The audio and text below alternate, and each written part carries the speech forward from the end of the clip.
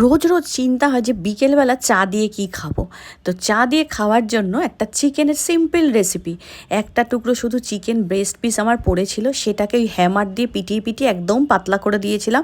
তবে হ্যাঁ, উপরে একটা প্লাস্টিক দিয়ে পেটাতে হবে, নাহলে কিন্তু চিকেনটা ছিঁড়ে যাবে। আর কিচ্ছু না, শুধু নুন আর গোলমরিচ, কোনো রসুন আদা কিচ্ছু লাগবে না।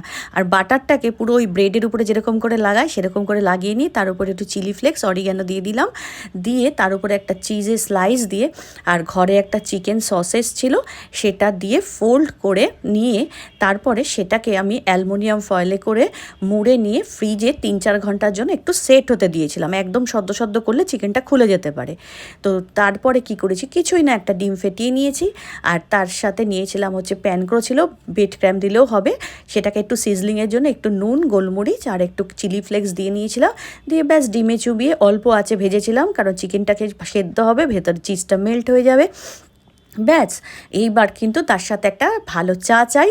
তো সেই জন্যই কিন্তু আমি টি বুটিকেরই একটা ফার্স্ট ফ্ল্যাশ, আমি তো ফার্স্ট ফ্ল্যাশ খেতে এমনিই ভালোবাসি, তো তার সাথে একটা ফার্স্ট ফ্ল্যাশ চা গরম গরম, আমি চাটা একটু বেশিই খাই, অনেকটা চা দিয়ে।